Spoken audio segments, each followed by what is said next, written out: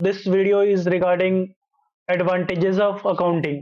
हमने ऑलरेडी सब कुछ डिस्कस कर लिया है, like what is the meaning of accounting, what is the definition of accounting, what are the objectives, and then what is the difference between bookkeeping and accounting, है ना. But सबसे ज्यादा इंपॉर्टेंट टॉपिक है advantages, because अगर आपको advantages याद है ना, तो आप इसके बेसिस पे ऑब्जेक्टिव्स भी बना के लिख सकते हो और इसकी इंपॉर्टेंस भी बता सकते हो. तो बहुत ही ज्यादा इंपॉर्टेंट टॉपिक है, ध्यान से सुनना, be cautious and make notes. ठीक है, तो सी ये इंपॉर्टेंट क्यों है या एडवांटेजेस क्या रहते हैं अकाउंटिंग के. सबसे पहला कि accounting provides factual information about financial performance during a given period of time. जो आपका अकाउंटिंग है ये एक प्रोसेस है और ये इसके थ्रू हमें फैक्चुअल इंफॉर्मेशन मिलती है कि how was the performance of any business during a financial year. Financial year कौन सा होता है बच्चों? ये हमारा होता है 1 अप्रैल से लेके 31 मार्च तक. ठीक है, तो इस अकाउंटिंग पीरियड में, या अकाउंटिंग पीरियड भी बोलते हैं, फाइनेंशियल ईयर भी बोलते हैं. ठीक है, फाइनेंस का परफॉर्मेंस कैसे रहा हमारी कंपनी का वो हमें पता चलता है. And how do we get to know about it? By maintaining profit and loss account, जहां से हमें प्रॉफिट एंड लॉस का पता चलता है.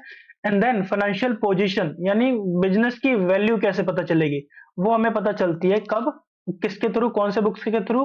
बैलेंस शीट के थ्रू. ठीक है, चलो सेकेंड एडवांटेज क्या है? Provide assistance to the management. कैसे? हमने प्रॉफिट एंड लॉस बनाया, प्रॉफिट एंड लॉस अकाउंट बनाया. ठीक है, इसके साथ साथ कई सारे बुक्स भी मेंटेन किए, फिर हमने बैलेंस शीट भी बनाया और हमें देख के पता लग गया कि अगर हमारी सेल्स बढ़ रही है तो किस प्रोडक्ट की वजह से बढ़ रही है.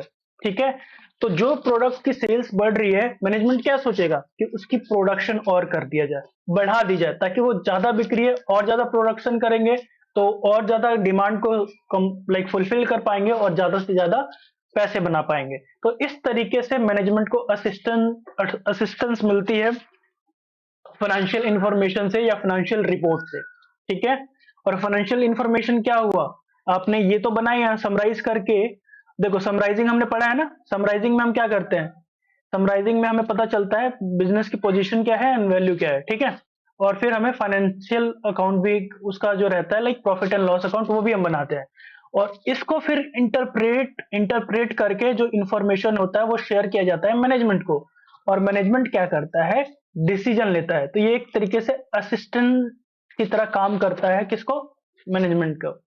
ठीक है, अब third point, facilitate comparative study. देखो हर ईयर का हम ईयर बाय ईयर मेंटेन कर रहे हैं अकाउंटिंग इंफॉर्मेशन, जो भी अकाउंटिंग रिपोर्ट से ईयर बाय ईयर.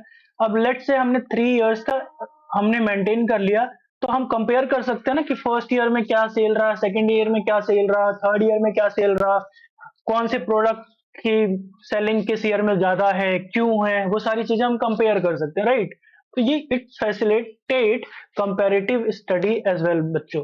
कैसे? By keeping systematic records and preparation of reports at regular intervals, accounting helps in making a comparison. ठीक है, तो हम कंपेयर कर सकते हैं. Also it helps in settlement of tax liability. अब क्योंकि हम सारी चीजें सिस्टमैटिक वे से रिकॉर्ड कर रहे हैं, रिकॉर्ड करने के बाद हम क्या कर रहे हैं? रिकॉर्ड करने के बाद उसको प्रेजेंट कर रहे हैं, प्रेजेंट करने के बाद समराइज कर रहे हैं, सारी इंफॉर्मेशन में जो जो मेथड हमने यूज किया वो सबको डिस्क्राइब कर रहे हैं. और हमें एट द एंड हमें क्या मिलता है फिर? कि हमारे बिजनेस को प्रॉफिट हुआ है या लॉस हुआ है. और अगर प्रॉफिट हुआ है तो उस पे जो हमारे टैक्स है, वो टैक्स तो गवर्नमेंट को हमें देना ही पड़ेगा. तो ये क्या करता है? टैक्स के सेटलमेंट, टैक्स की जो लाइबिलिटी है उसको भी सेटल करने में मदद करता है. देखो फिफ्थ एडवांटेज क्या है बच्चों? It helps in raising loan. लेकिन अकाउंटिंग इंफॉर्मेशन कैसे हेल्प कर सकती है लोन को रेज करने में? देखो कोई भी लोन तुम्हें क्यों देगा, तुम्हें क्यों देगा? कंपनी को देगा, है ना. तो कंपनी को लोन क्यों देगा? वो किस बेसिस पे देगा? कंपनी के परफॉर्मेंस पे. किस पे? कंपनी का जो है परफॉर्मेंस कैसा है उसकी बेस पे. अगर परफॉर्मेंस अच्छा है तो और प्रॉफिट बना रहा है तो आपको लोन मिलना इजी है, अगर परफॉर्मेंस अच्छा नहीं है तो लोन नहीं मिलेगा, एज सिंपल एज दैट। कोई कंपनी डूबते लाइक कोई भी बैंक डूबते हुई कंपनी में पैसा क्यों डालेगी? अपने पैसे डुबाने के लिए? नेवर। इसलिए वो सारी चीजें चेक करती है कि आप आपका जो बिजनेस है कैसा वर्क कर रहा है, क्या वो प्रॉफिटेबल है या नहीं है, कितने दिनों बाद आप लोन को चुका देते हो, है ना, वो सारी चीजें। Then six, helpful in decision making. अब डिसीजन मेकिंग कैसे? जैसा कि हमें पता है कि एक बार जब आपका फाइनल अकाउंट बन जाता है जो कि profit and loss account and balance sheet है, उसके बाद उस डेटा को एनालाइज किया जाता है, ठीक है। एनालाइज करने के बाद उसको इंटरप्रेट किया जाता है। इंटरप्रेट करने के बाद उस डेटा को, इंटरप्रेट करने का क्या मतलब है? Presenting the data in a meaningful manner so that any person, those who are the stakeholders can take the relative decision। और उनके पास परफेक्ट लाइक इंफॉर्मेशन रहेगा तो वो डिसीजन ले सकते हैं। जैसे इन्वेस्टर आपकी कंपनी में कोई क्यों इन्वेस्ट करे? जब आपकी कंपनी प्रॉफिट कमा रही हो और जो इन्वेस्टमेंट है उस पर अच्छा इंटरेस्ट दे रहे हो, ठीक है, यानी डिविडेंड दे रहे हो। तो अगर आपकी कंपनी अच्छा प्रॉफिट कमा रही है यानी अच्छा पैसा बना रही है, तो जो उसके लेनदार है, जो लोन है ना, जो उस लाइक लेनदार है ऑब्वियसली, जो उसके क्रेडिटर है, उसके पैसे वो जल्दी देगी, है ना, क्रेडिटर के पैसे जल्दी देगी। जो लोग इन्वेस्टमेंट जिन्होंने किया हुआ है उनके डिविडेंड्स जल्दी वापस करेगी।